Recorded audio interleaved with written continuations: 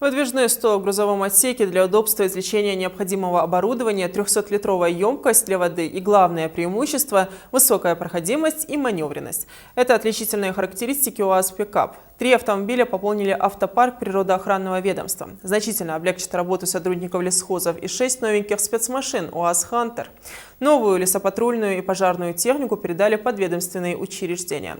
Адам Таутиев ежедневно трудится на благо наших лесов. Работать теперь будет и легче, и веселее. Сегодня он пересел на новенький УАЗик, которому пока еще неведомо бездорожье. Очень хорошее, положительное ощущение.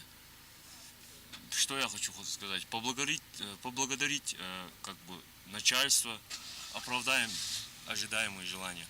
Прошлым летом Министерством природы проведено оснащение подведомственных учреждений. 11 единиц техники и спецоборудования, необходимые в работе по охране лесов, приобретены в рамках нацпроекта «Экология» и регионального проекта «Сохранение лесов». Так как все это было реализовано в республике с опережением утвержденного плана, удалось добиться повышения финансирования на 78%, что позволило приобрести еще 9 единиц техники. Если учесть, что за все время существования наших лесничеств на эти цели деньги в принципе как таковых там не выделялось, и если учесть, что еще с начала года было приобретено и передано 11 единиц аналогичной техники, то естественно это очень веский вклад в процесс оснащения наших лесничеств.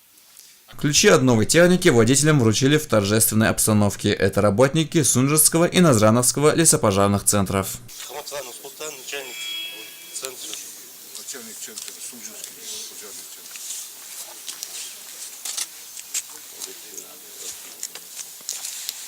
Внешне это обычный УАЗик, но, как заверяют водители, он обладает рядом преимуществ. Главным образом, это повышенная проходимость и улучшенная маневренность. А модификация этих автомобилей несколько сложнее. Лесопожарный комплекс на базе автомобиля УАЗ «Пикап» позволяет бороться со значительными возгораниями в лесу. Такие возможности дает достаточно богатое техническое оснащение.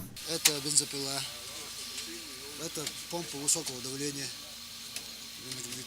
это керхер, тоже для пожаротушения.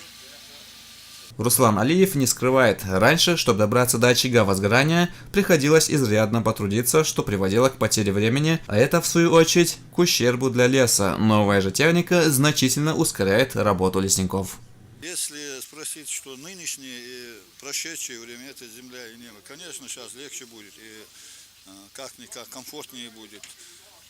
Пожары часто бывает, тушить легче будет, выезжать легче будет. Одним словом, будет все нормально.